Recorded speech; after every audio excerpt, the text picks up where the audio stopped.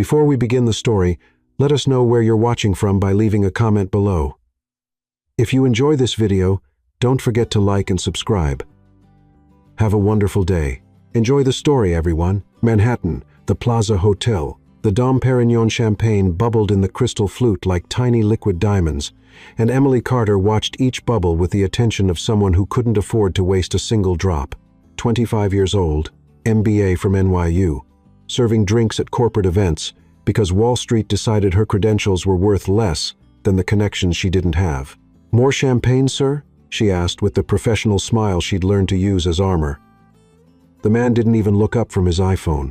Hair perfectly tousled on purpose, Armani suit that cost more than her 6-month salary, and that air of superiority that seemed to come standard with trust funds. Was his eloquent response. Emily sighed internally and filled the flute, resisting the urge to accidentally spill the champagne on his Hermes tie.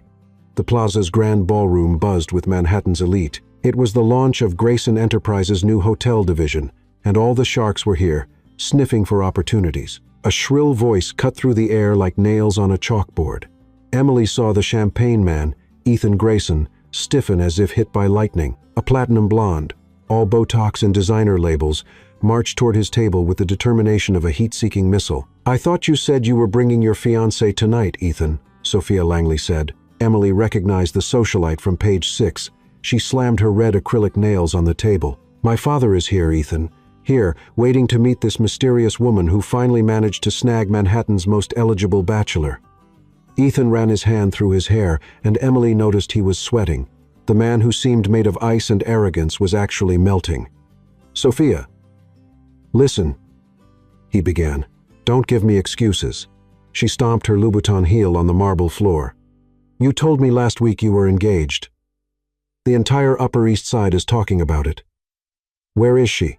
Emily should have walked away, should have pretended she wasn't eavesdropping on their private conversation, should have gone to fill other glasses at other tables. But she couldn't. Maybe it was the way Ethan Grayson, yes, she finally connected the name to the face from Forbes magazine's looked like a cornered animal. Or maybe it was the malicious satisfaction of seeing one of New York's most powerful men being publicly humiliated. Ethan looked desperately around the ballroom, as if salvation would materialize from thin air. His blue eyes swept the crowd of expensive suits and designer gowns until they landed on her. Emily felt like time froze. Those blue eyes, blue like the ocean in the Hamptons, fixed on her with an intensity that made her stomach do somersaults. "That one," Ethan said, pointing directly at her as if she were an item in a display window, "is my fiancé." The champagne slipped from Emily's hand and shattered on the floor in 1,000 glittering pieces. The entire ballroom fell silent. Sophia turned to look at Emily as if she were a particularly disgusting bug that had crawled into the plaza. "That? Waitress?" Emily felt blood rush to her face. Waitress. As if it were the lowest thing in the world, as if serving people to make a living was shameful. "She's not a waitress," Ethan said, rising from his table with fluid movements. "Emily works in corporate events, strategic consulting." Emily blinked. How on earth did he know her name? Then she remembered. Name tag. Of course. Strategic consulting?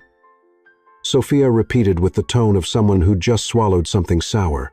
How interesting. Ethan walked over to Emily, and she realized how tall he was, at least 6'2".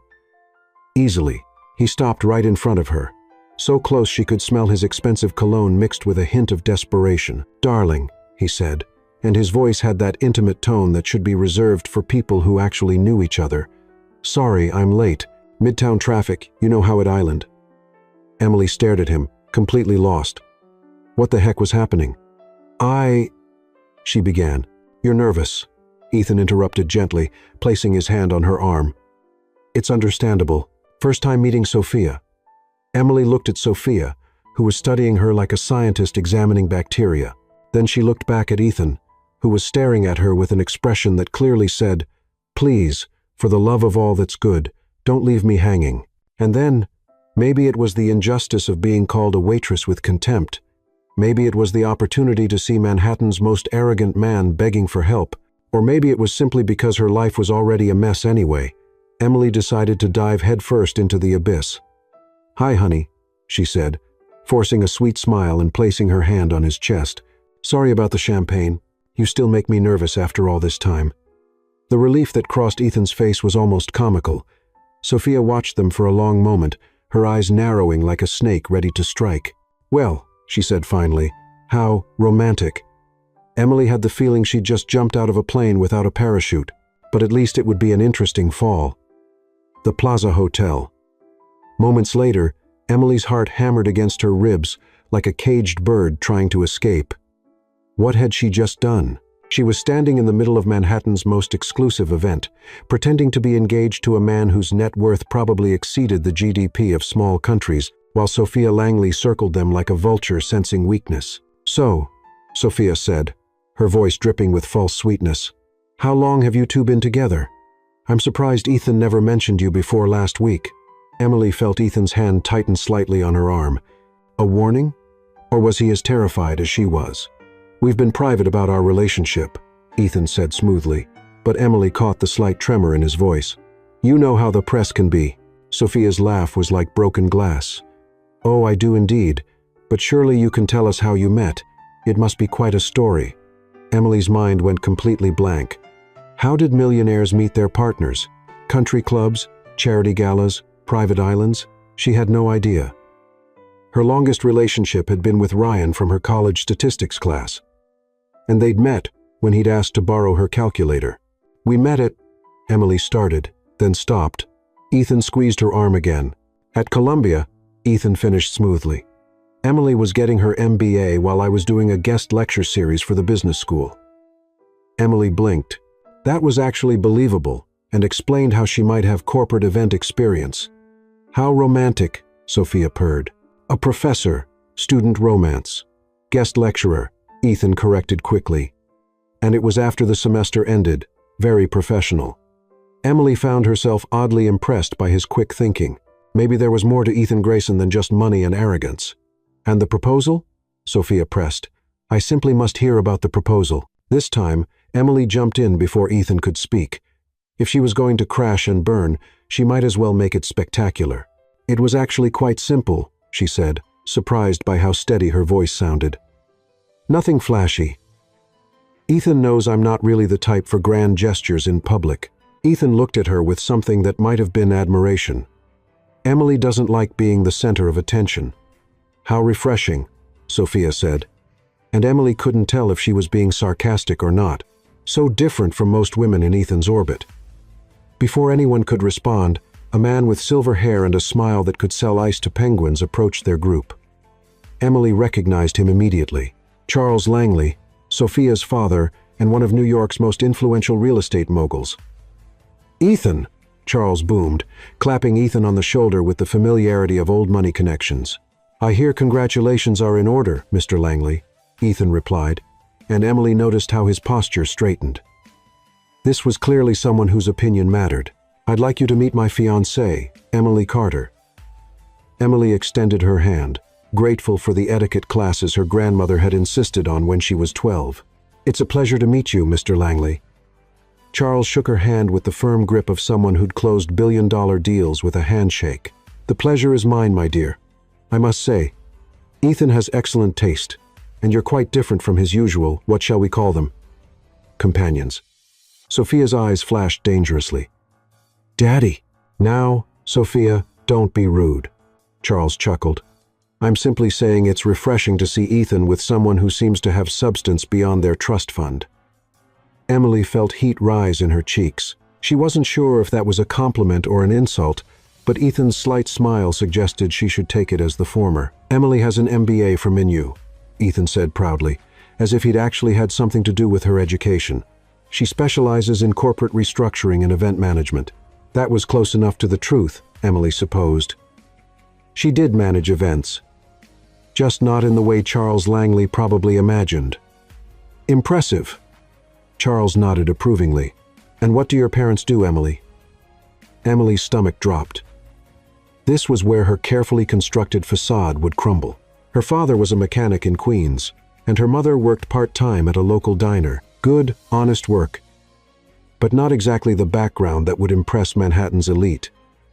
"My parents are both retired," she said carefully.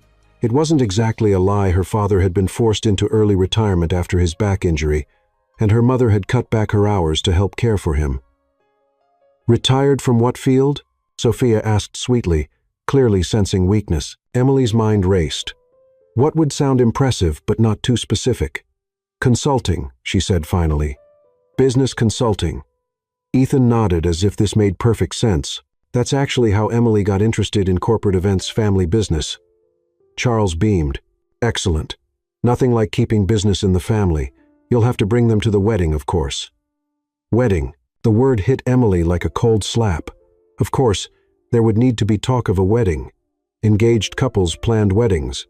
How had she not thought of that? "We're still in the early planning stages," Ethan said quickly. "Emily wants something intimate, family and close friends only." "Smart girl," Charles approved. "These society weddings get out of hand quickly. Speaking of which, when can Eleanor and I expect to meet your parents, my dear?" Emily felt trapped. She couldn't exactly invite Charles and Eleanor Langley to her parents' cramped apartment in Queens, where the highlight of entertainment was her father's collection of vintage car magazines and her mother's soaps playing on their ancient television. "Soon," she managed. "They're traveling right now, extended cruise." "How lovely," Sophia said. "Where to?" "Europe," Emily said quickly, then immediately regretted being so vague. "Mediterranean." "Which cruise line?" Sophia pressed. "Eleanor and I love cruising. We were just on the Regent Seven Seas last month." Emily had no idea what cruise lines rich people used. She'd never been on a cruise in her life. The fanciest vacation her family had ever taken was a long weekend at Lake George when she was 15. "It's a private yacht," Ethan interjected smoothly. "Emily's family prefers more intimate settings." Charles's eyebrows rose appreciatively. "Even better. Nothing beats the privacy of your own vessel." Emily shot Ethan a grateful look, but inside she was panicking. This was getting more complicated by the minute. Now she apparently came from a family wealthy enough to own yachts and take months-long European cruises. "Well," Sophia said, her smile sharp as a blade, "I simply cannot wait to meet them when they return. We simply must have you both over for dinner soon. This weekend, perhaps." Emily's mouth went dry. "Dinner at the Langleys?" She'd rather walk barefoot over broken glass. "This weekend might be tricky," Ethan said. "We have plans." "Oh?" Sophia's eyebrows arched. "What sort of plans?" Emily could practically see Ethan's mind working frantically behind his blue eyes. "We're going to the Hamptons," he said finally. "Emily hasn't seen the house yet." "The house?" Of course, Ethan Grayson had a house in the Hamptons, probably a mansion with staff, and Emily would be expected to know how to act like she belonged there. She was so far out of her depth, she might as well have been drowning in the Mariana Trench. "How wonderful!" Charles exclaimed. "Which part of the Hamptons?" "We have a place in East Hampton ourselves." "Montauk," Ethan replied. "Emily loves the lighthouse." Emily had never been to Montauk in her life, but she nodded and smiled as if lighthouse gazing was her favorite hobby. "Perfect," Sophia said, her smile never wavering. "Then dinner next weekend. I'll have Eleanor call you to arrange it." And with that, Sophia linked her arm through her father's and swept away, leaving Emily and Ethan standing alone in the middle of the ballroom, both of them apparently committed to maintaining this charade for at least another week. Ethan turned to look at Emily, his expression unreadable. "Well," he said quietly, "I think that went well." Emily stared at him in disbelief. "Well? Well?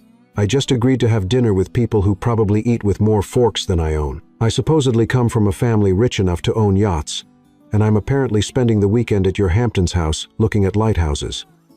Ethan had the audacity to look amused. "You're a surprisingly good improviser." "This isn't funny," Emily hissed, keeping her voice low. "I'm a fraud. I don't know anything about your world. I don't even know what wine goes with fish." "White," Ethan said helpfully. Emily glared at him. "That's not the point." Ethan studied her for a moment, his expression growing more serious. "Look, I know this is crazy, but you just saved me from the most humiliating moment of my professional life. Sophia's father controls 3 major hotel chains on the East Coast. If he'd walked away thinking I was a liar who couldn't even produce a fiancé."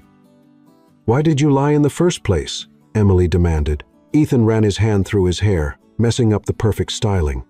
For the first time since she'd met him, he looked almost human. Because Sophia has been trying to get me to marry her for 2 years, and her father has been pressuring his business partners to pressure me. I thought if I said I was engaged, they'd back off. I never imagined Sophia would show up here tonight. Emily softened slightly. She understood feeling trapped by other people's expectations, even if the scale was completely different. So, what happens now? She asked. Ethan looked at her with an expression she couldn't quite read. Now, Emily Carter, you and I are going to have to figure out how to convince some of the most suspicious people in New York that we're madly in love. Emily's stomach flipped. For how long? Long enough for me to close the Langley deal and figure out a way to end this without destroying both our reputations. Emily looked around the glittering ballroom, at the chandeliers that cost more than her annual rent, at the people who lived in a world she'd only ever seen in magazines. I must be out of my mind, she muttered. Ethan's smile was surprisingly warm. Probably, but if it helps, I'll make sure you're well compensated for your time. Emily bristled. I'm not a prostitute. That's not what I meant, Ethan said quickly.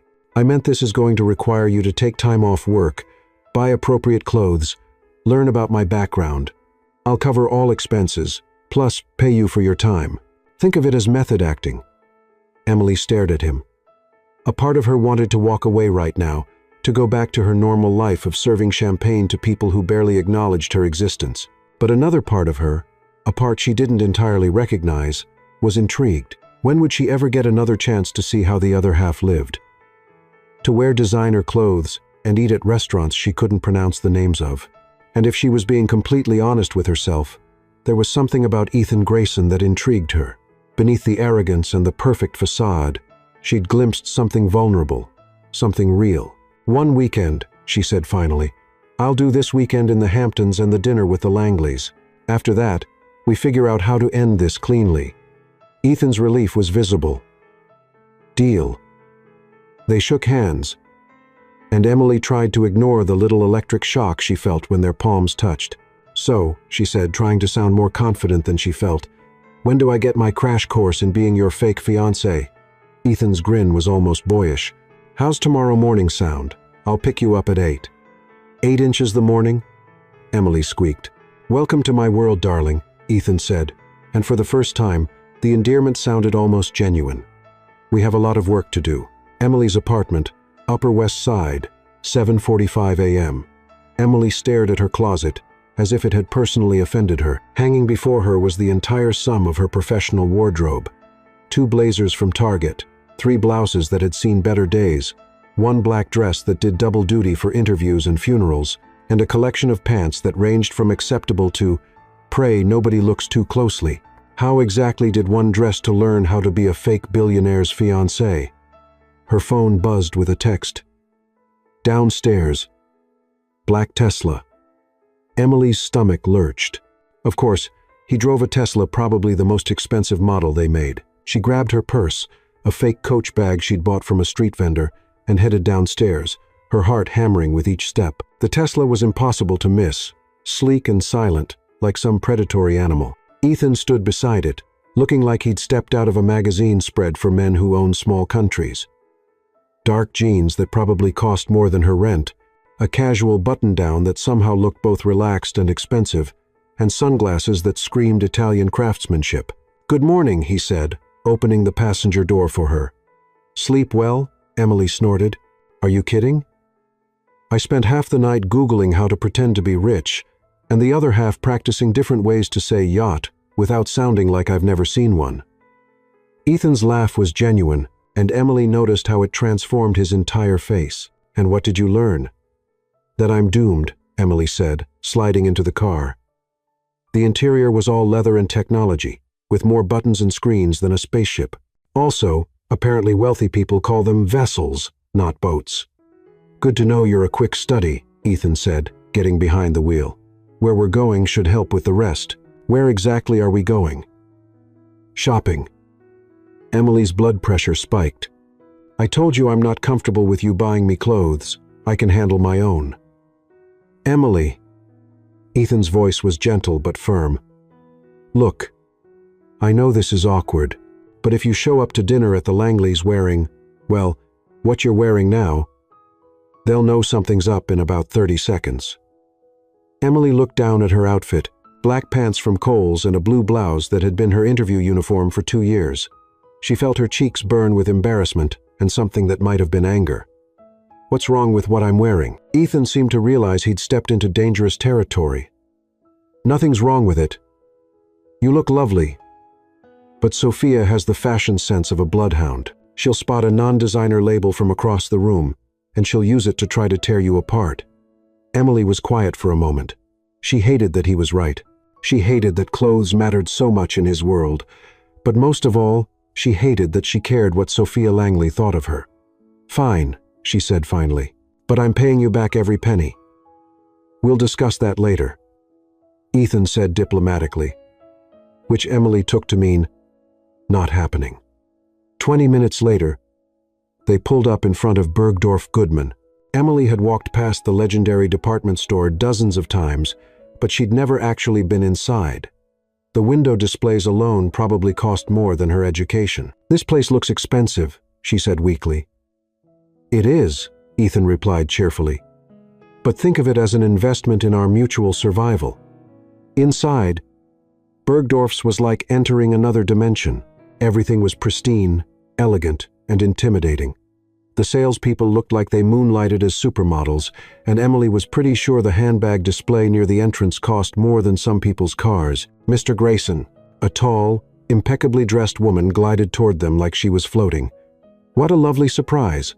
How can we help you today? Hello, Victoria, Ethan replied smoothly.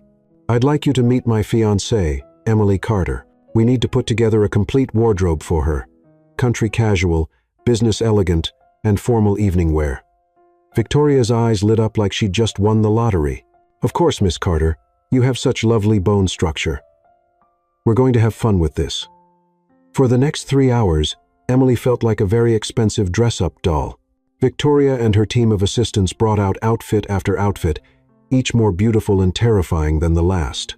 There were cashmere sweaters that felt like clouds, silk blouses that caught the light like water, and shoes that were basically works of art for your feet.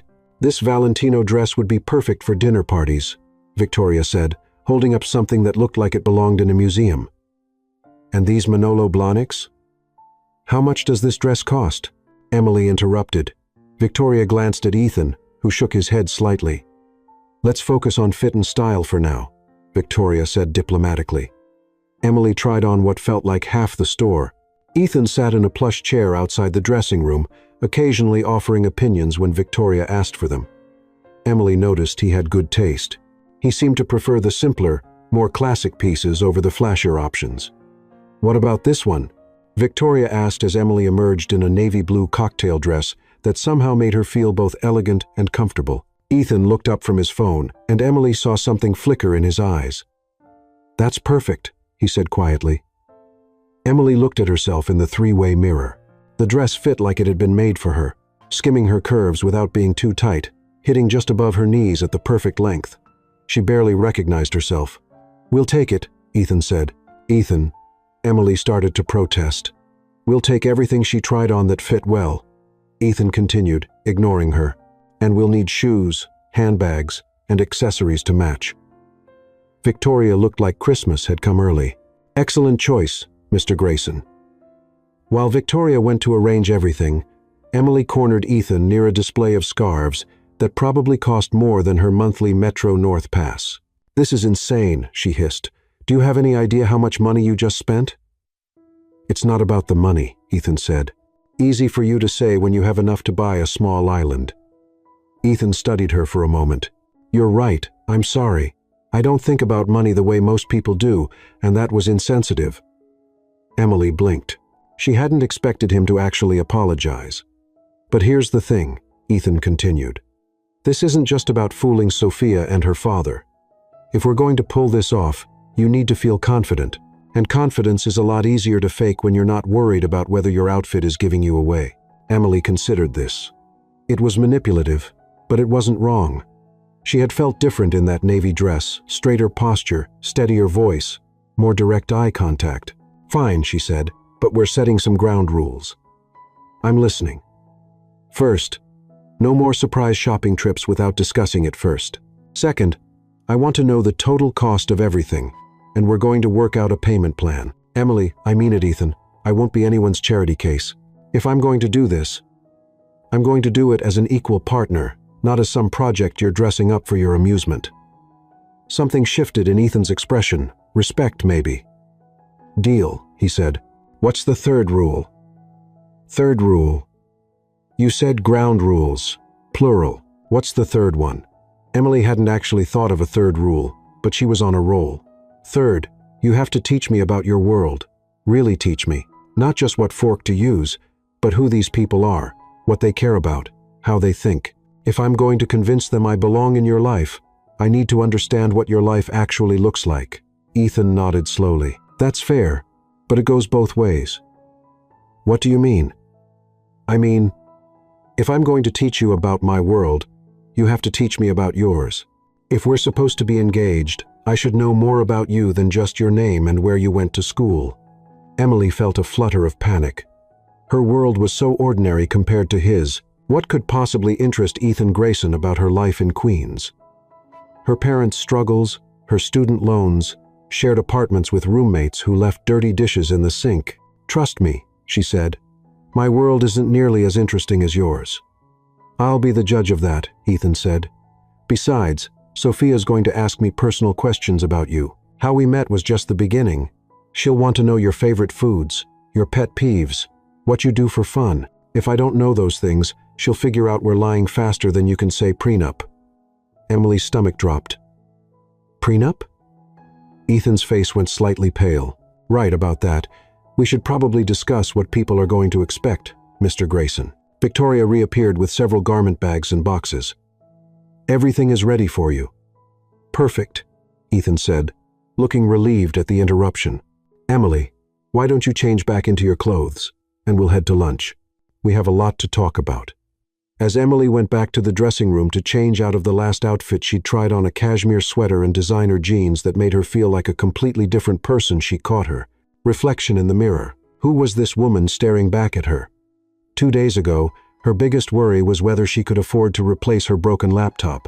Now, she was getting a wardrobe makeover from one of New York's most eligible bachelors and preparing to deceive some of the city's most powerful people. She thought about calling her best friend Sarah to talk through this insanity, but what would she even say? Hey, remember how I've been complaining about my dead-end job?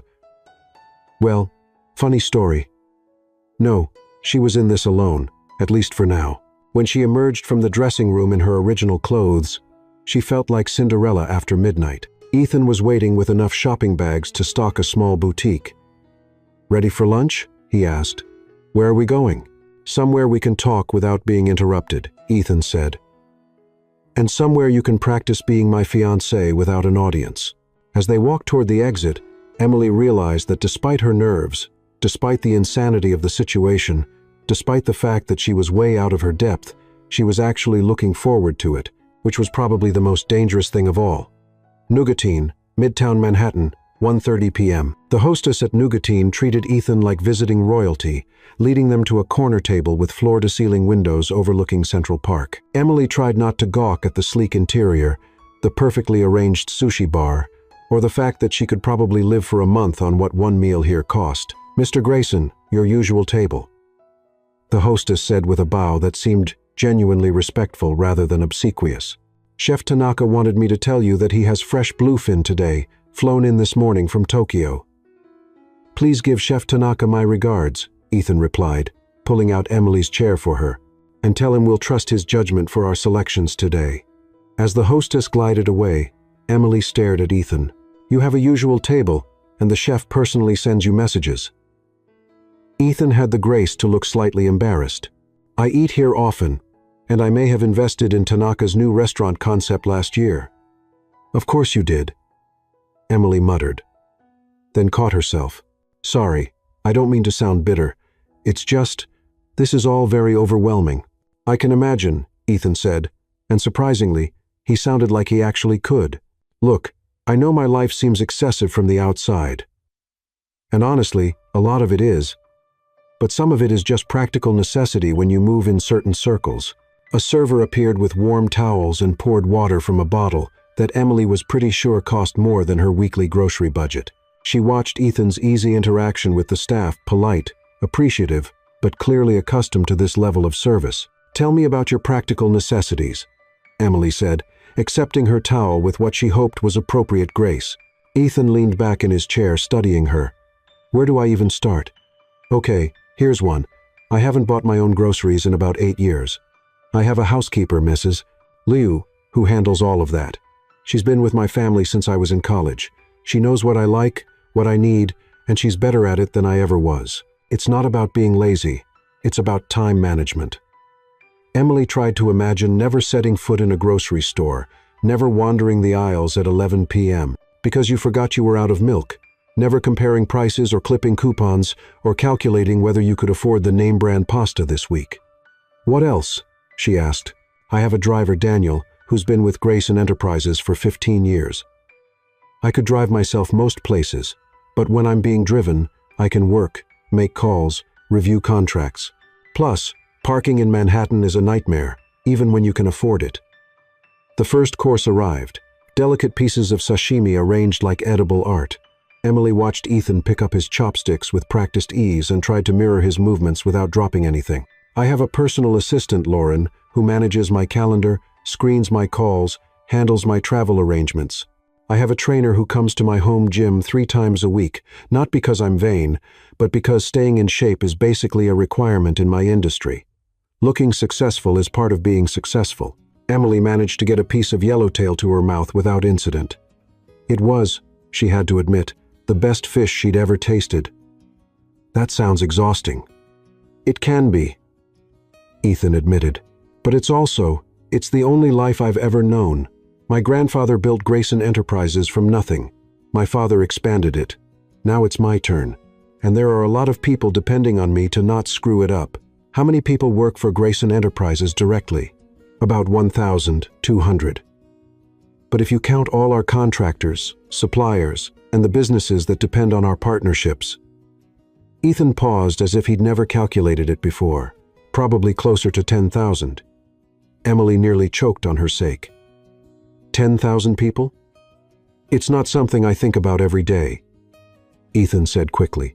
"But yeah, when I make decisions, big ones, like whether to expand into a new market or close an underperforming division, it affects a lot of lives." The weight of that responsibility settled over Emily like a heavy blanket. She'd spent so long thinking of Ethan as just another privileged rich boy that she hadn't considered the actual burden he carried. "Is that why you lied about being engaged?" she asked. "Because of the business pressure?" Ethan's laugh was rueful. "Partly. Charles Langley controls 3 major hotel chains on the East Coast. If Grayson Enterprises can secure exclusive partnerships with them, it would mean massive expansion opportunities. But Langley is old school. He believes in doing business with family men, people he considers stable and trustworthy, and being single makes you seem unstable. Being single at 32 with a reputation for dating models and socialites makes me seem unreliable," Ethan corrected. "Like I'm not ready to settle down and build something lasting. Langley's generation equates marriage with maturity." Emily absorbed this. "So you thought if you claimed to be engaged, he'd take you more seriously as a business partner?" "Exactly. And it worked until Sophia showed up demanding to meet my mysterious fiancé." The next course arrived, perfectly prepared sea urchin that Emily approached with considerably more caution than the yellowtail. Ethan noticed her hesitation. "You don't have to eat anything you don't want to," he said gently. "I should have asked about food preferences before ordering." "No, it's fine. I'm not used to food that costs more than my monthly Metro card." Emily took a small bite and was surprised by the creamy, oceanic flavor. "Actually, that's not terrible." "Your turn," Ethan said. "Tell me about your practical necessities." Emily laughed, but there wasn't much humor in it. "Where do I start?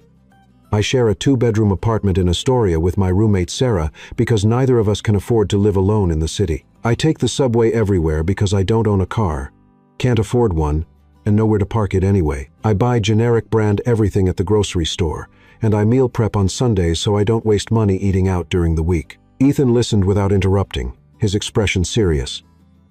"I work 3 different jobs," Emily continued.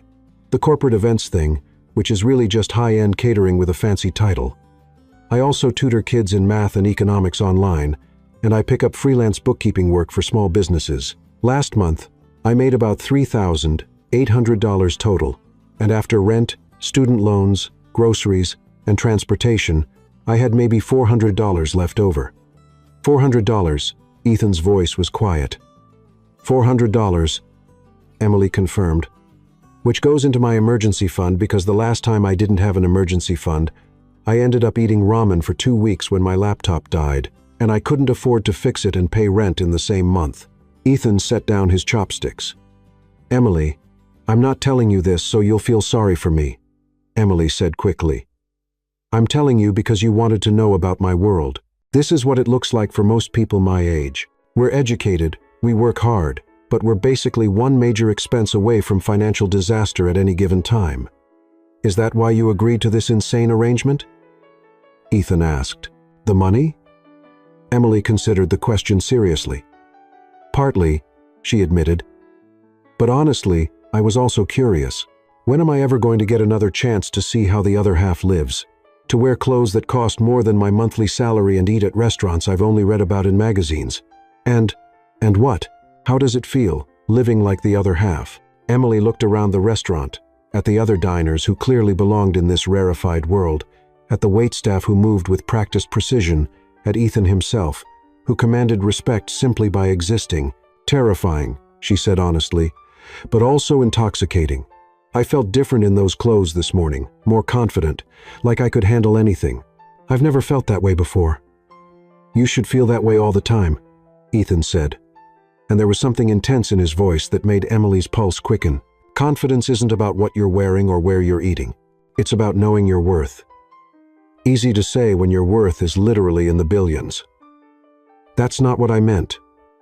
Ethan leaned forward, his blue eyes fixed on hers.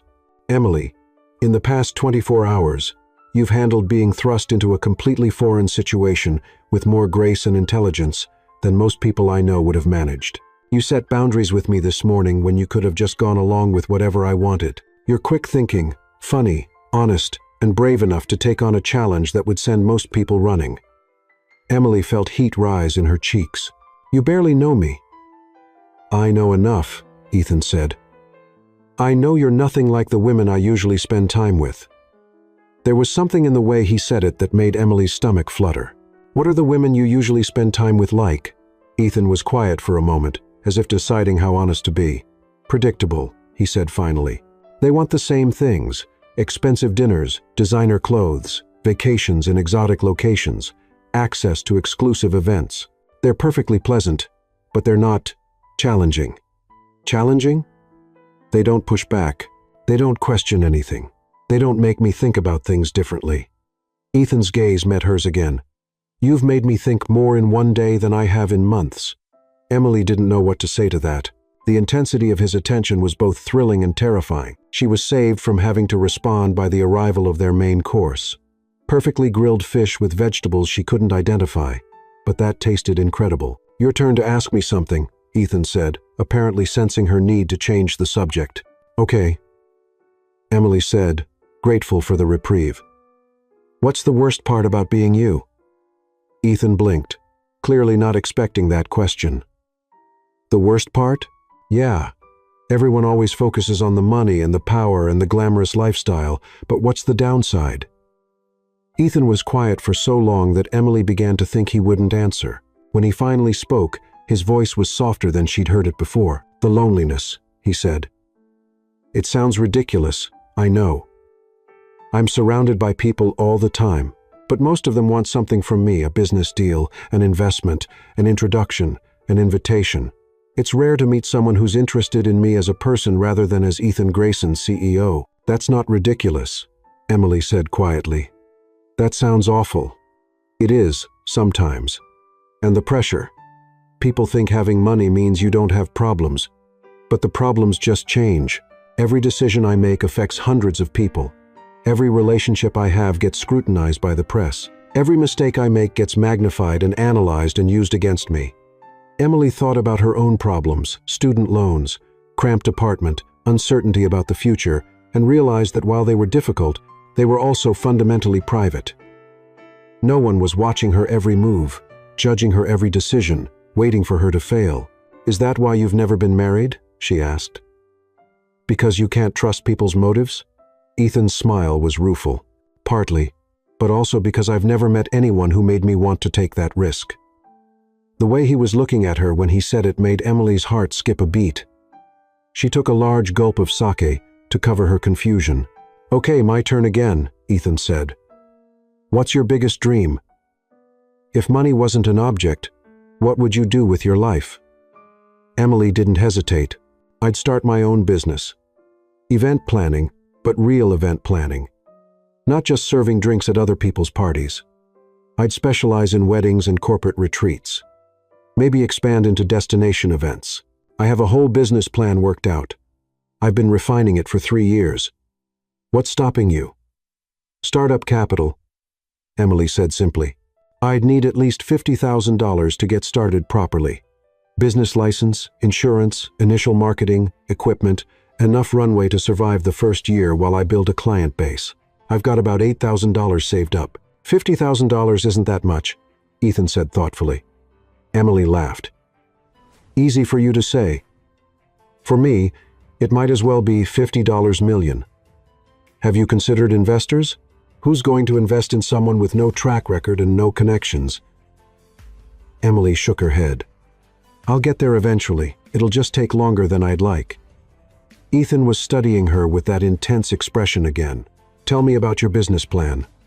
For the next hour, as they worked their way through the rest of their meal, Emily found herself explaining her vision in detail. Ethan asked smart questions, offered suggestions, and seemed genuinely interested in her ideas. It was the first time in years that someone had taken her professional aspirations seriously, and she found herself talking more openly than she had with anyone in months. "You've really thought this through," Ethan said when she finished. "Have you considered starting smaller? Maybe handling events for smaller companies, building a reputation that way?" "I've tried," Emily admitted. "But most small businesses either handle their own events or they can't afford professional planning. And the bigger companies already have relationships with established firms. It's a catch-22. I need experience to get clients, but I need clients to get experience. What if I could help with that?" Emily's stomach dropped. "Ethan, no. I told you I'm not a charity case. That's not what I'm suggesting," Ethan said quickly. "I'm talking about a legitimate business opportunity. Grayson Enterprises hosts dozens of events every year: board meetings, client dinners, product launches, holiday parties. We usually hire outside firms to handle the planning." Emily stared at him. "Are you offering me a job?" "I'm offering you a chance to prove yourself," Ethan corrected. "We have a client appreciation dinner coming up in 2 weeks. Nothing huge, about 50 people, but high profile. If you can pull that off successfully, I'd be happy to recommend you to other companies in our network." Emily's heart was racing. This was exactly the kind of opportunity she'd been dreaming of, but the timing couldn't be worse. "Ethan, I can't accept that kind of favor from you. Not while whatever this is, we're doing. Why not?" "Because it compromises everything. If people find out about our arrangement, they'll assume any business success I have is because I'm sleeping with you." "Are you sleeping with me?" Ethan asked, and there was something in his voice that made Emily's cheeks burn. "You know what I mean," she said quickly. "People will assume. Then we don't tell them," Ethan said simply. As far as anyone knows, Emily Carter, event planner extraordinaire, submitted a proposal and won the contract on her merits. Emily wanted to say yes more than she'd ever wanted anything in her life, but accepting felt like crossing a line she wasn't sure she could uncross. "I need to think about it," she said finally. "Fair enough," Ethan said. "But Emily, you're good at this, really good. Don't let fear hold you back from something you've earned." They sat in comfortable silence for a moment, the weight of their respective revelations settling between them. Emily realized that somewhere between the sashimi and the sea urchin, Ethan had stopped being just a client to her. He'd become... she wasn't sure what. Not a friend exactly, but not a stranger either. Someone dangerous. "So," Ethan said, breaking the silence, Ready for your next lesson in being my fiancé? What's next? Ethan's grin was almost wicked. Shopping for an engagement ring. Emily nearly choked on her water. I'm sorry. What? Think about it, Ethan said reasonably. Sophia's going to expect to see a ring, probably a very expensive ring, knowing her expectations. Ethan, I can't wear some priceless piece of jewelry around the city. What if I lose it? What if I get mugged? We'll get insurance, Ethan said dismissively. Besides, if we're going to convince people we're engaged, we need to look the part. As they left the restaurant, Ethan's hand settling naturally on the small of her back as he guided her toward the street, Emily realized that this fake engagement was becoming more real by the hour.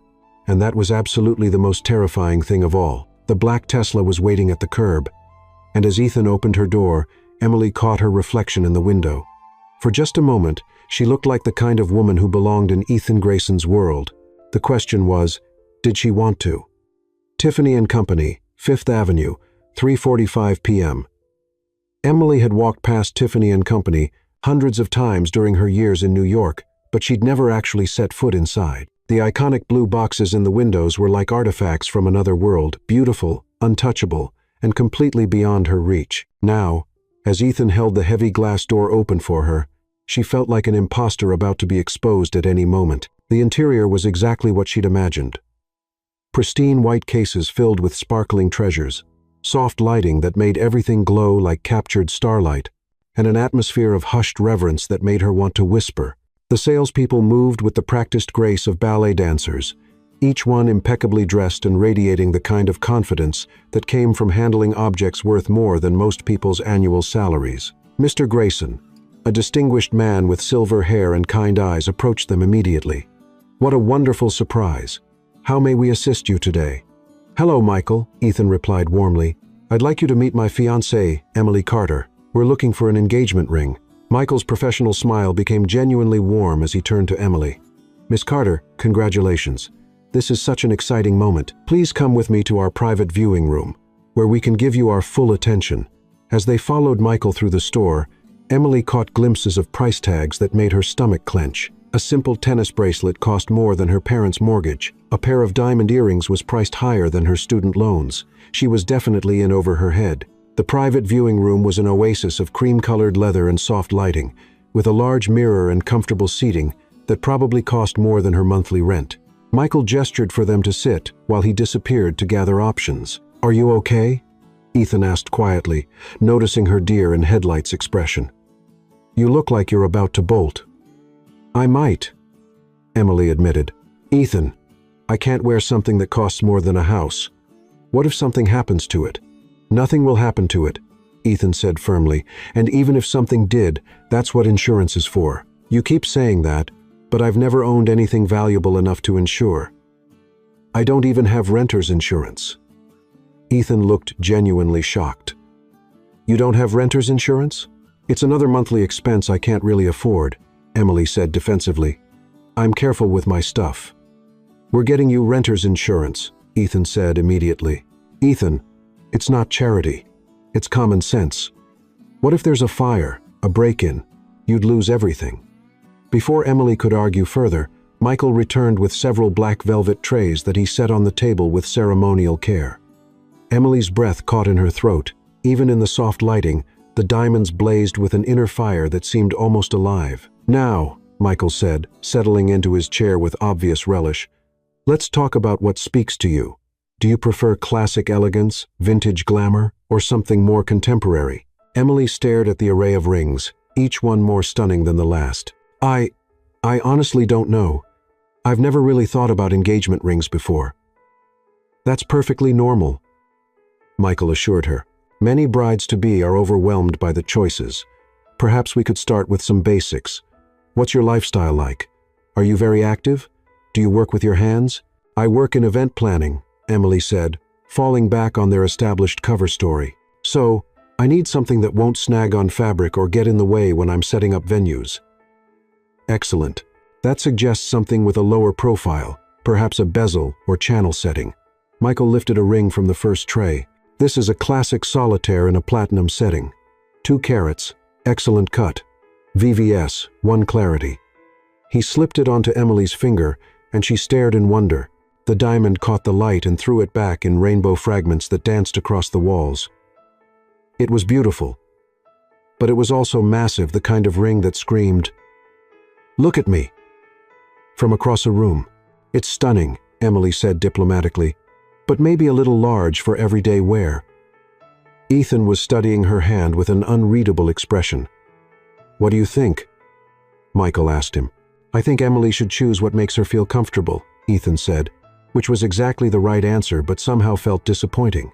Michael showed them ring after ring, a vintage, inspired setting with smaller diamonds surrounding a central stone, a modern design with a diamond set in a twisted band, an emerald-cut stone in an Art Deco setting that looked like it belonged in a 1920 seconds movie. Each one was more beautiful than the last, and Emily found herself genuinely torn between several options. "You know," Michael said thoughtfully, "we have one more option that might interest you. It's not part of our regular collection." He disappeared again and returned with a single ring in a simple box. The ring was perfect in its simplicity. A round, brilliant diamond, perhaps a carat and a half, set in a delicate platinum band with tiny diamonds nestled along the sides. It was elegant without being ostentatious, classic without being boring, sophisticated without being intimidating. "Oh," Emily breathed as Michael slipped it onto her finger. It fit perfectly, as if it had been made for her hand. "The center stone is 1.3 carats, Michael explained. "Excellent cut, D color, FL. Clarity essentially flawless. The setting is platinum with 24 accent diamonds totaling about half a carat. It's actually from our custom collection. It was made for another client who changed her mind about the setting." Emily couldn't stop staring at her hand.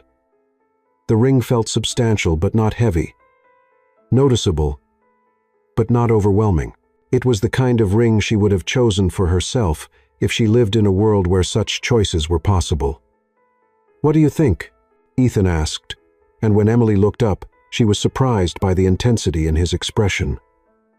"I think it's perfect," she said honestly. "Then that's the one," Ethan said immediately. "Wonderful choice," Michael beamed. "Let me just verify the size." "Yes, it's a perfect fit. Shall I wrap this up for you?" "Actually," Ethan said, "she'll wear it out." Emily's heart skipped a beat. Wearing it out made this feel suddenly, impossibly real. "Ethan, are you sure?" What if nothing?" Ethan said firmly. "You're my fiancé. You should be wearing your engagement ring." Michael began explaining the insurance policy and care instructions, while Emily sat in a daze, staring at the ring on her finger. The diamond caught the light every time she moved her hand, sending sparks of fire across the room. It was the most beautiful thing she'd ever owned, and it wasn't even really hers. "The total comes to $68,000, Michael said as Ethan handed over his black American Express card without even glancing at the price. Emily felt faint. $68,000. Her parents' combined annual income was barely twice that. Ethan had just spent more on a piece of jewelry than most people spent on cars. "Insurance information will be sent to your office tomorrow," Michael continued. "And of course, if you need any adjustments or have any concerns, please don't hesitate to call." As they prepared to leave, Emily caught sight of herself in one of the mirrors. The ring transformed her entire hand, making her fingers look more elegant, her nails look more polished, her gestures more graceful. It was amazing how one piece of jewelry could change so much. "Thank you, Michael," Ethan said, shaking the older man's hand. "As always, exceptional service." "My pleasure, Mr. Grayson. And Miss Carter, congratulations again. You've chosen a truly exquisite ring." Outside on Fifth Avenue, Emily felt like she was walking in a dream. The ring caught the late afternoon sunlight and threw rainbows onto the sidewalk. People passing by noticed it. She caught several women glancing at her hand with obvious envy. "How are you feeling?" Ethan asked as they walked toward his car. "Terrified," Emily admitted. "I'm wearing more money than I've ever seen in one place. What if someone tries to mug me?" "No one's going to mug you," Ethan said, but he moved protectively closer to her side. "Besides, you need to get used to wearing expensive jewelry. Sophia will definitely notice if your engagement ring doesn't meet her standards." They settled into the Tesla, and Ethan pulled into traffic with the easy confidence of someone who'd never had to worry about parking tickets or tow zones. Emily couldn't stop looking at the ring on her finger, turning her hand to catch the light streaming through the windows. "Can I ask you something?" Emily said as they stopped at a red light. "Of course." "Why didn't you ever give a ring like this to someone for real? I mean, you must have had serious relationships before." Ethan was quiet for a long moment, his hands gripping the steering wheel a little tighter. "I've had relationships," he said finally, "but nothing that felt lasting. Nothing that felt worth risking everything for." "What do you mean, risking everything?" "Marriage, especially in my position, isn't just about two people," Ethan explained. "It's about merging lives, families, business interests. A divorce could cost me half my company, and that company employs thousands of people. I couldn't take that risk unless I was absolutely certain." Emily processed this. "So, you've never been in love? Really in love?" Ethan glanced at her, something unreadable flickering in his expression. "I thought I was, once. Her name was Olivia. We dated for 2 years. What happened? I found out she was feeding information about my business deals to her ex-boyfriend, who happened to work for one of my biggest competitors," Ethan said flatly. "She wasn't interested in me. She was interested in insider trading profits." "That's horrible," Emily said softly. "I'm sorry." "It was a good lesson," Ethan said, but she could hear the old hurt in his voice. "It taught me to be more careful about who I trust." They drove in comfortable silence for a while, Manhattan streaming past the windows in a blur of glass and steel. Emily found herself wondering what it would be like to really be engaged to Ethan Grayson, to have this ring represent something real instead of an elaborate charade. "Where are we going now?" she asked as Ethan turned onto the FDR Drive. "My place," Ethan said. "If we're going to the Hamptons this weekend, you need to see how I live. Plus, we should probably practice couple things." Emily's stomach did a little flip. "Couple things?" "Holding hands without looking awkward. Casual touches. The way couples interact when they're comfortable with each other," Ethan explained. But there was something in his tone that suggested he was as nervous about this as she was. "Sophia will be watching for signs that we're faking." "Right," Emily said, trying to sound more confident than she felt. "Practicing. That makes sense." Ethan lived in a penthouse on the Upper East Side, which Emily should have expected but somehow hadn't prepared herself for. The building was one of those pre-war monuments to wealth and privilege, with a doorman who greeted Ethan by name and an elevator that required a key to access the top floor. "Mr. Grayson," the doorman said with genuine warmth. "Good afternoon. And congratulations on your engagement. The news is all over page 6 today." Emily's blood turned to ice. "Page 6. Thank you, Robert," Ethan said smoothly. "Emily, this is Robert Thompson. He's been taking care of this building for 15 years. Robert, my fiancée, Emily Carter." "A pleasure to meet you, Miss Carter," Robert said with a courtly bow. "We're all very excited to have a future Mrs. Grayson in the building." In the elevator, Emily grabbed Ethan's arm. "Page 6. We're in page 6? Relax," Ethan said, but she noticed he was checking his phone. "It's probably just a brief mention. Sophia or someone at the party last night must have called it in." The elevator opened directly into Ethan's penthouse, and Emily's jaw dropped. Floor-to-ceiling windows overlooked Central Park, filling the space with golden afternoon light. The furniture was modern but comfortable, expensive but not ostentatious. Art that she suspected was original hung on the walls, and everything was arranged with the kind of casual perfection that took serious money to achieve. "This is," Emily started, then stopped. "You live here alone?" "Most of the time," Ethan said, setting his keys on a table that was probably worth more than her car. "Sometimes I have business associates stay in the guest room when they're in town." Emily walked to the windows, staring out at the park spread below them like a green carpet. "The view is incredible. It's one of the reasons I bought the place," Ethan said, joining her at the window. "I grew up in Connecticut, and I missed having green space nearby." "Where in Connecticut?" "Greenwich. My parents still live there." Ethan's expression grew complicated. "Actually, that's something we should probably discuss. They're going to want to meet you, especially once this engagement news spreads." Emily felt another wave of panic. "Your parents?" "Don't worry," Ethan said quickly. "They're not like the Langleys. My mother is actually lovely.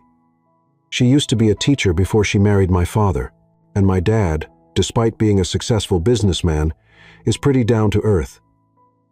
Ethan, I can't meet your parents, Emily said desperately. What if they ask about my family, my background? What if they want to plan a wedding? We'll handle it when it comes up, Ethan said, but he looked concerned. For now, let's focus on this weekend and the Langley dinner. Ethan showed her around the apartment, the gourmet kitchen that looked like it belonged in a magazine, the library with floor-to-ceiling bookshelves, the master bedroom with a view of the city that probably never got old. Everything was beautiful and perfect and completely intimidating. Can I get you something to drink? Ethan asked as they settled in the living room. Wine? Coffee? Water? Wine sounds good, Emily said, needing something to calm her nerves. Ethan disappeared into the kitchen and returned with a bottle of red wine that probably cost more than her monthly Metro North pass. As he opened it with practiced ease, Emily studied him in his natural environment. He moved with confidence here, clearly comfortable in this space that he'd created for himself. So, Ethan said, handing her a glass. Ready for your first lesson in being my fiancé?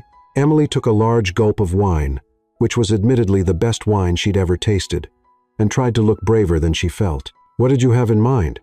Well, Ethan said, settling onto the couch beside her, closer than he'd sat before. Engaged couples are comfortable with casual physical contact. They sit close together. They touch each other without thinking about it.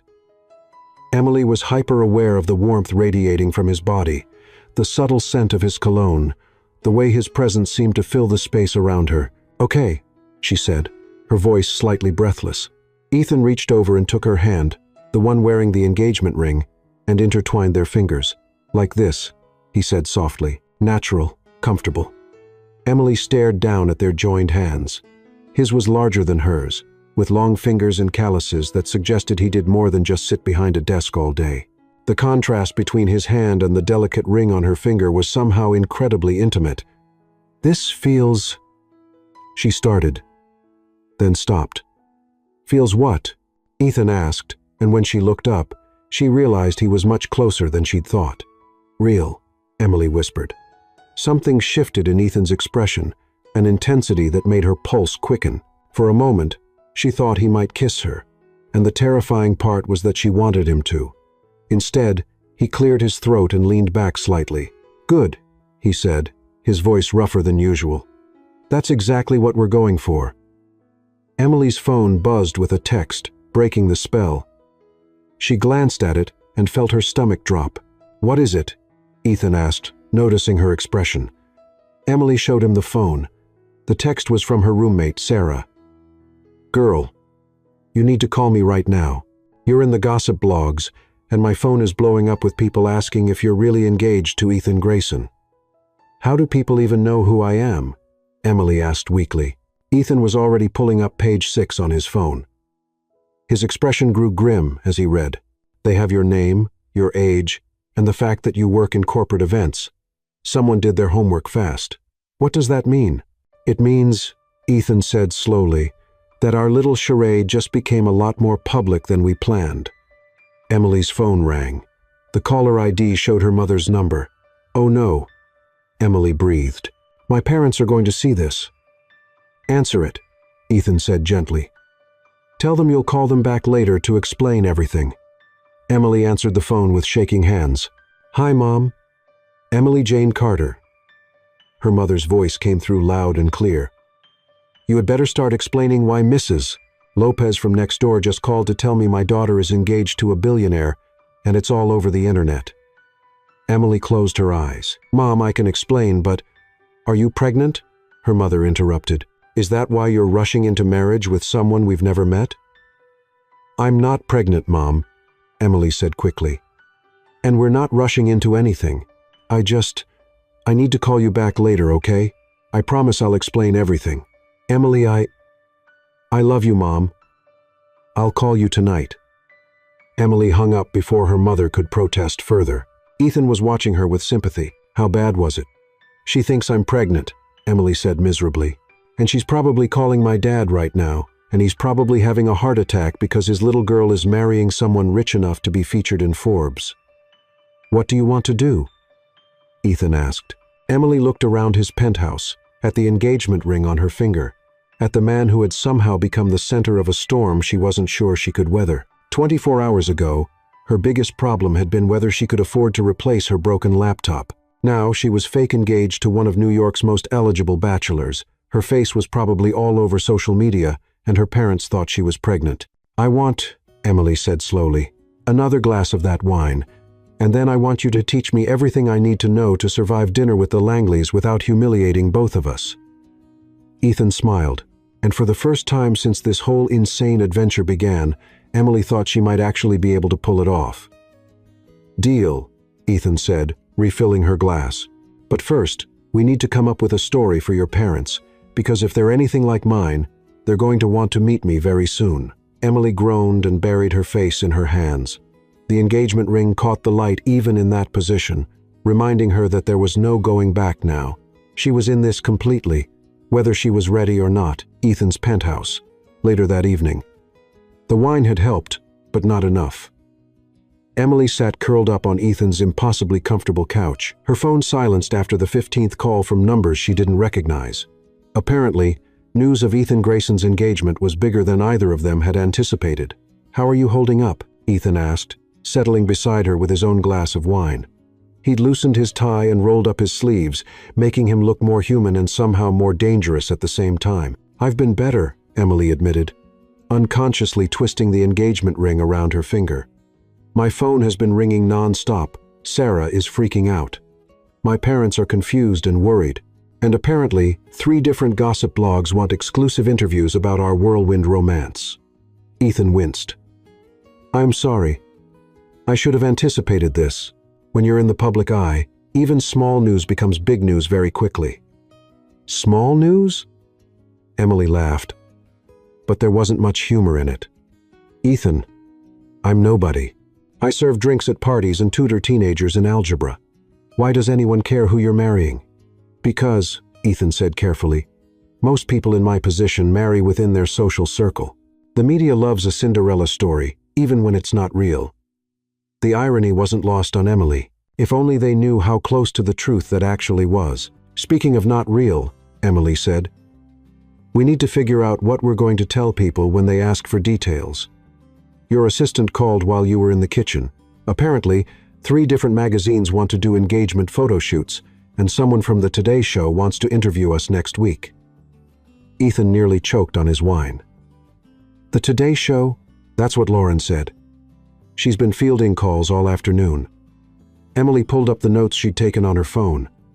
"Also, your mother called. She wants to have lunch tomorrow to get to know her future daughter-in-law, and your father wants to take us both to dinner this weekend, to celebrate." "This is getting complicated very quickly," Ethan muttered, running his hand through his hair. "Complicated?" Emily stood up and began pacing around his living room, nervous energy making it impossible to sit still. "Ethan, this is spiraling completely out of control. We agreed to fool Sophia Langley for one dinner. Now half of New York thinks we're getting married, your parents want to meet me, and the national media wants to interview us about our fake relationship." Ethan watched her pace, his expression thoughtful. "What if we didn't fake it?" Emily stopped mid-stride. "What?" "What if we didn't fake it?" Ethan repeated, standing up to face her. "What if we actually gave this a real try?" Emily stared at him as if he'd lost his mind. "Are you serious right now?" "Think about it," Ethan said, stepping closer. "We get along well. We're attracted to each other. Don't try to deny it. I felt the chemistry earlier when we were practicing couple behavior. We could help each other." "Help each other? How?" "I get a fiancé who isn't after my money. Someone intelligent and genuine who challenges me. You get financial security, access to the kind of networking opportunities that could launch your business, and you never have to worry about student loans or rent again." Emily felt like the air had been sucked out of the room. "You're talking about a business arrangement." "I'm talking about a partnership," Ethan corrected. "Emily, I've learned more about myself in the past 2 days than I have in the past 2 years. You make me think differently, feel differently. Maybe that's worth exploring." "Ethan," Emily's voice was barely a whisper, "you don't even know me." "Not really." "Then let me know you," Ethan said, reaching for her hands. "Really know you, We're supposed to spend the weekend together anyway. What if we use that time to figure out if this could actually work? Emily's mind was reeling. The rational part of her brain was screaming that this was insane. You didn't marry someone you'd known for 2 days, no matter how attractive or successful they were. But another part of her, a part she didn't entirely trust, was intrigued by the possibility. What about love? She asked quietly. Ethan's hands tightened on hers. What about it? Don't you want to marry someone you love? Someone who loves you back? Ethan was quiet for a long moment. I used to think love was essential, he said finally, but I've seen too many marriages built on love fall apart when reality set in. Compatibility, respect, mutual benefit, those things last. Love can fade. Emily felt something crack inside her chest. That's the saddest thing I've ever heard. It's practical, Ethan said, but his voice lacked conviction. It's heartbreaking, Emily corrected. Ethan, somewhere out there is a woman who will love you for exactly who you are, not what you can provide. Don't you want to find her? Ethan's laugh was bitter. I thought I had remembered Olivia. I was ready to propose, ready to build a life with her. Look how that turned out. So, one bad relationship means you give up on love entirely? It means I learned to be realistic about what's actually sustainable, Ethan said. Emily, I'm offering you something real. Security, opportunity, a chance to build the life you want without struggling for every dollar. Emily pulled her hands free and walked to the windows, staring out at the twinkling lights of the city below. It was a tempting offer, more tempting than she wanted to admit. But something about it felt wrong, like accepting would mean giving up some essential part of herself. What happens when you meet someone you actually fall in love with? She asked without turning around. What makes you think I will? Emily turned to face him. Because, despite what you think, you're not as cynical as you pretend to be. You bought me clothes today, not because you had to, but because you wanted me to feel confident. You defended me to Sophia when you could have just gone along with her snobbishness. You listened to my business ideas like they actually mattered to you. Ethan's expression was unreadable. Maybe they do matter to me. Maybe they do, Emily agreed. But that's not the same as love, Ethan. And someday, when you meet someone who makes your heart race just by walking into a room, who makes you laugh without trying, who makes you want to be a better person just because they exist in your world, what happens to our practical arrangement then? Ethan didn't answer, but something flickered in his eyes that suggested her words had hit their mark. Emily's phone rang again. This time it was her father, and she knew she couldn't avoid it any longer. I need to take this, she said, accepting the call. Hi, Dad. Emily. Her father's voice was carefully controlled, which was somehow worse than if he'd been yelling. Your mother tells me you're engaged to someone we've never met. Dad, I can explain. I'm sure you can. But first I want you to tell me the truth. Are you in some kind of trouble? Do you need help? Emily's throat tightened. Her father had always been her protector, the one who'd worked double shifts to pay for her college, who'd driven to the city in his ancient pickup truck whenever she needed help moving or had a crisis. The idea that he thought she might be in danger and hadn't told him was clearly killing him. I'm not in trouble, Dad, she said softly. I'm figuring some things out. Does this man treat you well? Her father asked. Because if he doesn't, money or no money, He treats me very well, Emily said, glancing at Ethan, who was pretending not to listen while obviously hanging on every word. He's a good man. When do we get to meet him? Her father asked. Because your mother is already planning a dinner, and you know how she gets when she has a project. Emily closed her eyes. Soon, Dad, I promise. But right now things are a little crazy with work and wedding planning. It wasn't entirely a lie. Things were definitely crazy. Just promise me you're being careful, her father said. You're smart, Emily, but you've got a good heart. And sometimes that makes you trust people more than you should. I promise, Dad. I love you. Love you too, sweetheart. And Emily, if you're happy, then I'm happy. But if this man ever makes you unhappy, you call me? Understand? I understand. After she hung up, Ethan was looking at her with an expression she couldn't quite read. Your father sounds like a good man, he said quietly. He is, Emily said. He's the best man I know. He worked 2 jobs to put me through college. Never complained when I chose an expensive school. Never made me feel guilty for following my dreams instead of staying home and getting married right after high school like some of my friends did. And your mother? Emily smiled despite everything. She's wonderful too. She volunteers at the local food bank, organizes the church fundraisers, makes the best lasagna in Queens. She's going to love you, which is part of the problem. Why is that a problem? Because when this fake engagement ends, I'm going to have to break their hearts too. Emily said simply. They're going to get attached to you, to the idea of you, and then I'm going to have to explain why the wedding is off. Ethan was quiet for a long moment. What if it doesn't end? Ethan, Emily started. I'm serious, Emily. What if we actually try to make this work? What's the worst that could happen? Emily laughed. But there was no humor in it. The worst that could happen? I fall in love with you. And you realize this was all a mistake. I get my heart broken, my parents get their hearts broken, and I end up back where I started, except now I know exactly what I'm missing. Or, Ethan said, moving closer, you realize that sometimes the best relationships are built on friendship and compatibility rather than grand passion. You realize that security and partnership can be just as fulfilling as love. Do you really believe that? Emily asked. Ethan's hesitation was answer enough. Emily's phone rang again. This time it was Sarah, and Emily knew her roommate wouldn't give up until she got some answers.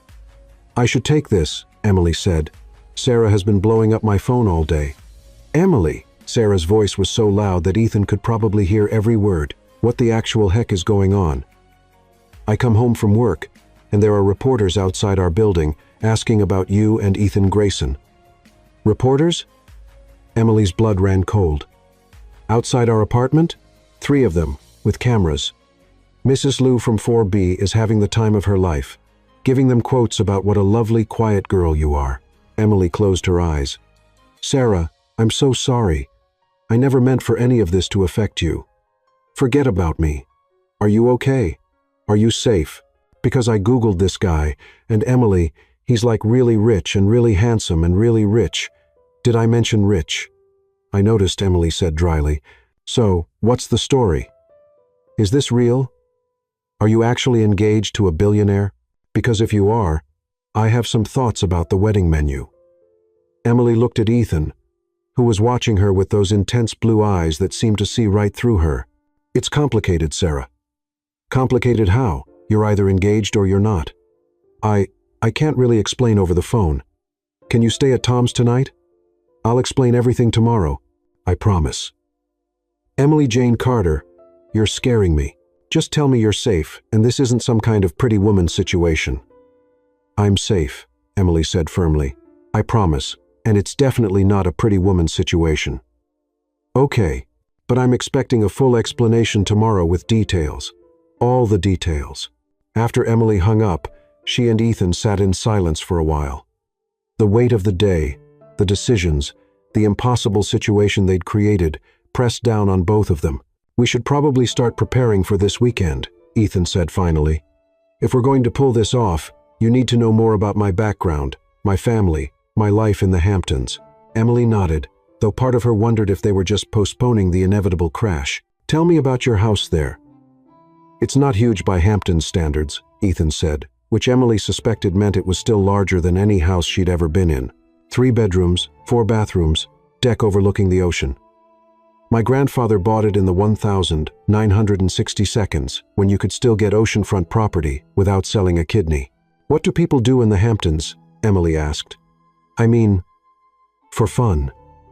Ethan smiled, and for the first time all evening it reached his eyes. You really want to know? I really want to know. Well, there's the beach, obviously. Swimming. Surfing if you're into that. There are amazing restaurants, though most of them require reservations weeks in advance. Art galleries, wine tastings, charity events. A lot of people just relax, read books on the deck, have barbecues with friends, play tennis. Do you play tennis? Badly, Ethan admitted. But I enjoy it anyway. Do you play any sports? Emily laughed. Does running to catch the subway count? I did track in high school, but that was a long time ago. What else did you do in high school? Ethan asked, settling back on the couch. Emily curled up on the opposite end of the couch, surprised by his genuine interest. Besides track, I was in debate club, which probably explains why I'm so argumentative. I was editor of the school paper, which was about as exciting as it sounds. I worked weekends at a local diner to help pay for college applications. What was your favorite subject? Economics, Emily said without hesitation. I loved the way it explained human behavior through numbers and patterns. It made sense to me in a way that other subjects didn't. Ethan's expression was thoughtful. That's actually how I approach business decisions. Everything comes down to patterns and probability. Even relationships? Emily asked. Until recently, Ethan said quietly. They talked for another hour, sharing stories about their childhoods, their dreams, their fears. Emily learned that Ethan had wanted to be a marine biologist before he'd accepted his destiny in the family business. Ethan learned that Emily had once considered law school but had been deterred by the cost and the competitive culture. I should probably head home, Emily said when she noticed it was nearly 10. Early morning tomorrow, and I still need to figure out what to tell my parents. Stay, Ethan said suddenly. Emily's heart skipped a beat. Stay? In the guest room, Ethan clarified quickly, though his cheeks were slightly flushed. It's late, and with reporters potentially watching your building, it might be easier if you stayed here tonight. Emily considered this. It was practical, she told herself.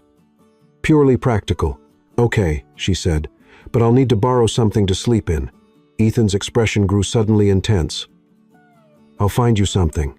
And the guest room was beautiful, all cream colors and soft lighting, with a bathroom that was larger than Emily's bedroom at home. Ethan had given her one of his t-shirts to sleep in, and as she changed into it, she caught her reflection in the mirror. The shirt fell to mid-thigh, and she looked different, softer. Somehow, more vulnerable. The engagement ring caught the bathroom light, reminding her that she was playing a role in a story she wasn't sure how to end. When she emerged from the bathroom, Ethan was waiting in the hallway with fresh towels and a new toothbrush. Everything you need should be in there, he said, but his voice was rougher than usual. If you need anything else, my room is just down the hall. Thank you, Emily said softly. For all of this, I know I got you into this mess by agreeing to play along, but you've been really kind about everything. Ethan stepped closer, and Emily's pulse quickened. Emily, about what I said earlier, about trying to make this real. Ethan, I know it sounds crazy, he continued, but I can't stop thinking about how right this feels, how right you feel. Emily's breath caught. He was standing so close she could see the flecks of silver in his blue eyes, could smell the subtle scent of his cologne. For a moment, she thought he might kiss her, and she wasn't sure what she would do if he did. Instead, he reached up and gently tucked a strand of hair behind her ear. Sweet dreams, Emily. Good night, Ethan, she whispered. In the guest room, Emily lay awake for a long time, staring at the ceiling and thinking about everything that had happened. 2 days ago, she'd been Emily Carter, struggling event planner with more dreams than opportunities. Now, she was Emily Carter, fake fiancée to one of New York's most eligible bachelors, wearing a ring worth more than her parents' house, and sleeping in a penthouse overlooking Central Park. The smart thing would be to end this now, before it got any more complicated, to tell Ethan that she appreciated the offer but couldn't go through with it, to give back the ring and return to her normal life before she got in too deep. But as she twisted the engagement ring around her finger, Emily realized she was already in too deep. Whether she admitted it or not, whether it was smart or not, she was falling for Ethan Grayson, and that was the most dangerous development of all. The next morning, Emily woke to the smell of coffee and something that might have been bacon. She padded to the kitchen in Ethan's t-shirt and her jeans from yesterday, finding him standing at the stove in sweatpants and a worn Georgetown t-shirt that made him look younger and more approachable. Good morning, he said, glancing over his shoulder with a smile that did things to her pulse. I hope you're hungry. You cook? Emily asked, surprised. I make a mean omelet, Ethan said proudly. It's about the extent of my culinary skills, but I've perfected it over the years. Emily accepted the cup of coffee he handed her and took a sip. It was perfect strong, but not bitter, with just a hint of cream. How did you know how I like my coffee? Lucky guess, Ethan said. But something in his expression suggested he'd been paying more attention to her preferences than she'd realized. They ate breakfast together at the island in his kitchen, the morning light streaming through the windows and making everything feel peaceful and domestic. It was easy to pretend in moments like this that they were a real couple sharing a quiet morning together. "So," Ethan said as they finished eating, "ready for your crash course in Hampton's social dynamics?" "Is there going to be a test?" Emily asked. Ethan's grin was wicked. "Oh, there's definitely going to be a test. Tonight at the Langley dinner party." Emily's stomach dropped. "Tonight? I thought that was next weekend."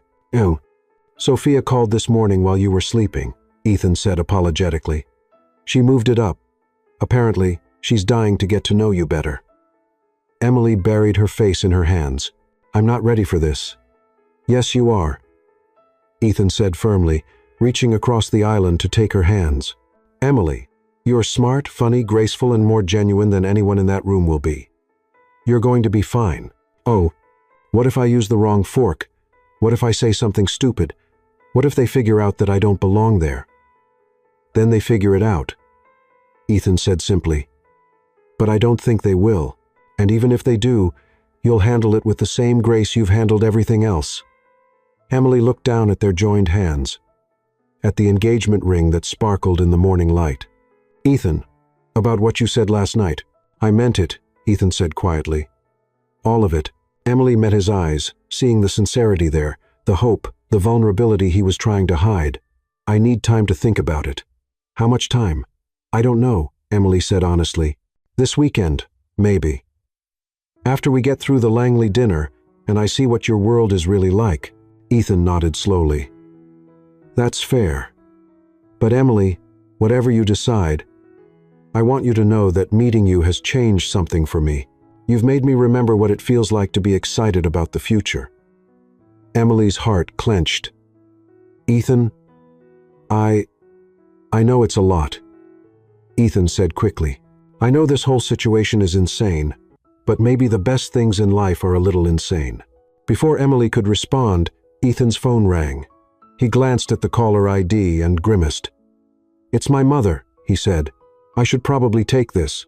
As Ethan answered the phone and moved into the living room for privacy, Emily sat alone in his kitchen, surrounded by the trappings of a life she'd never imagined for herself.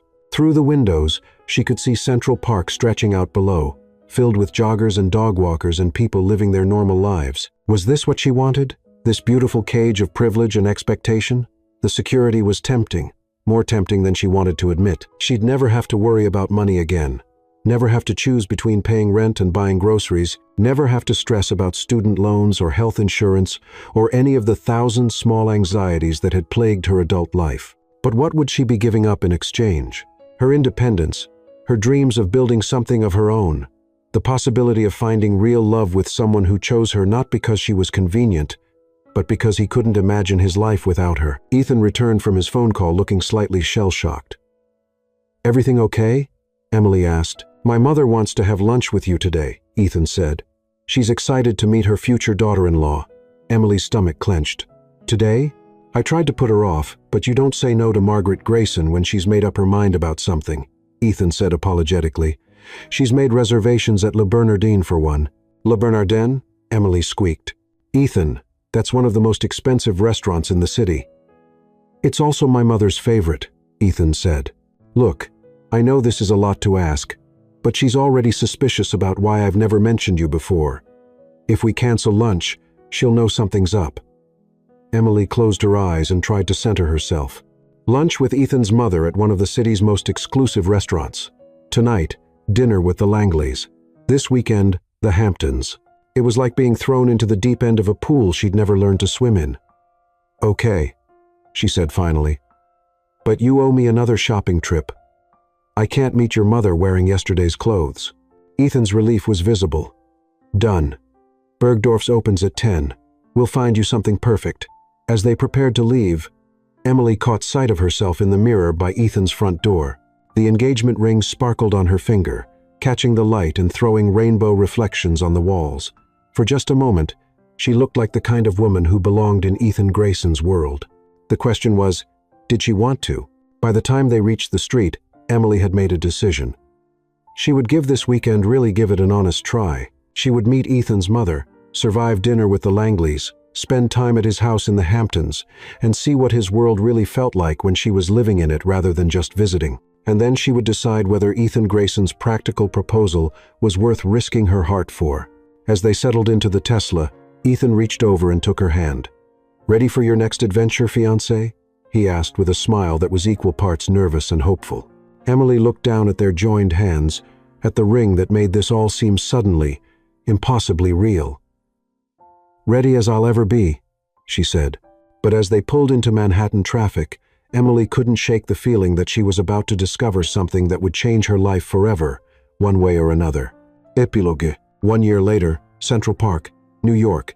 A perfect October morning. Emily Grayson, she was still getting used to the name, stood at the floor-to-ceiling windows of their penthouse, watching the autumn leaves dance in Central Park below. The morning sun caught her wedding ring, a simple platinum band that complemented the engagement ring she'd worn for exactly 1 year and 3 days. "Coffee's ready, Mrs. Grayson," Ethan said, wrapping his arms around her waist from behind and pressing a kiss to her temple. Emily hummed contentedly, leaning back against his chest. "I still can't believe Sophia actually gave a lovely maid of honor speech at our wedding." Ethan's laugh rumbled against her back. "I think losing the Langley hotel deal was the best thing that ever happened to us. It forced Sophia to realize she wanted my father more than she wanted me." "Your father seems happy," Emily said, turning in his arms. "And Sophia's stepmother act is surprisingly convincing." "Terrifying but convincing," Ethan agreed, then grew more serious. "Any regrets about the small ceremony?" Emily smiled, thinking about their wedding 3 months ago.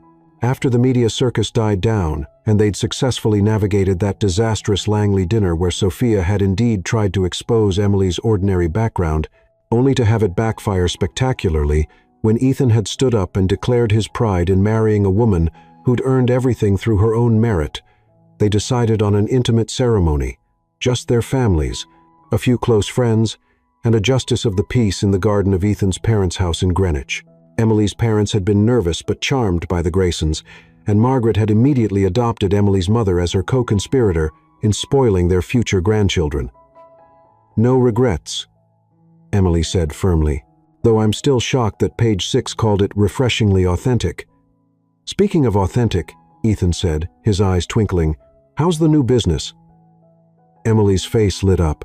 Carter Events had launched 6 months ago, with Ethan as her first major client, a legitimate business arrangement that had resulted in the most successful corporate retreat Grayson Enterprises had ever hosted. Word had spread quickly through Manhattan's business circles, and Emily now had a waiting list of clients. "Lauren called this morning," Emily said excitedly. "The Thompson Foundation wants me to plan their annual gala, and the Wilsons want me to do their daughter's wedding next spring." Ethan beamed with pride. "I told you that business plan was brilliant." "Well, having a husband who believed in it didn't hurt," Emily said, stretching up to kiss him softly. Ethan's phone buzzed with a text, and he glanced at it with amusement. "Your roommate wants to know if we're still coming to brunch." Emily laughed. Sarah had never quite gotten over the surreal experience of having her ordinary roommate become Manhattan royalty overnight, but she'd adapted with characteristic enthusiasm. Her current mission was convincing Emily and Ethan to invest in her food truck business. "Tell her yes, but we're not discussing her proposal to cater Grayson Enterprises' holiday party," Emily said. "I love her, but her grilled cheese empire can wait until she perfects the recipe." "Already done," Ethan said, typing quickly. "She also says Daniel is bringing his famous pancakes." Emily's face softened. Ethan's driver had become an unexpected part of their extended family, often joining them for casual meals and offering his own brand of wisdom about marriage and life. He'd been the one to suggest they elope when the media attention became overwhelming, and he'd been the one to drive them to the courthouse for their marriage license, with a bottle of champagne waiting in the car. "Perfect," Emily said. "But first I have something for you." She walked to her desk and retrieved a manila envelope, handing it to Ethan with barely contained excitement. Ethan opened it curiously, then froze as he read the contents. "Emily, is this what I think it is?" "Congratulations, Mr. Grayson," Emily said, grinning. "You're going to be a father." Ethan stared at the ultrasound image for a long moment, then looked up at Emily with wonder and joy radiating from his face. "Really?" he whispered. "Really," Emily confirmed. "About 8 weeks along. Dr. Patel says everything looks perfect." Ethan crossed the room in 2 strides and swept Emily into his arms, spinning her around while she laughed. "I love you," he said fiercely, setting her down gently. "I love you so much it still scares me sometimes." "I love you too," Emily replied, cupping his face in her hands. "Even when you leave your ties on the bathroom counter. Even when you reorganize my bookshelf by color instead of subject." Ethan countered. "Even when you sing in the shower off-key," Emily continued. "Even when you steal my favorite coffee mug every single morning," Ethan finished. They stood there, grinning at each other like fools, surrounded by the life they'd built together from the most unlikely beginning. "You know," Emily said thoughtfully, "if someone had told me a year ago that I'd marry a man who pointed at me randomly in a crowded ballroom, I'd have had them committed." "Absolutely," Ethan agreed. "But it turns out the best love stories don't follow any rules." Ethan's smile was soft and full of promise. "No, they don't. They just require 2 people brave enough to take a chance on something real." As they prepared for brunch with their chosen family, Emily caught sight of herself in the hallway mirror. She looked happy, genuinely happy, in a way she'd never imagined possible. The girl who'd served champagne at the Plaza Hotel was gone, replaced by a woman who'd discovered that sometimes the most terrifying leaps of faith led to the most beautiful landings. And if their child inherited Ethan's stubborn determination and Emily's fierce independence, plus a healthy dose of both their parents' ability to find love in the most unexpected places, well, the world had better watch out. "Ready, Mrs. Grayson?" Ethan asked, offering his arm with exaggerated formality. "Ready, Mr. Grayson," Emily replied, linking her arm through his. Together, they stepped out into their perfectly imperfect life, leaving behind the penthouse that had witnessed the beginning of their love story and heading toward a future that promised to be every bit as surprising as their beginning. After all, the best adventures always started with someone pointing at a stranger and saying, "That one." The end.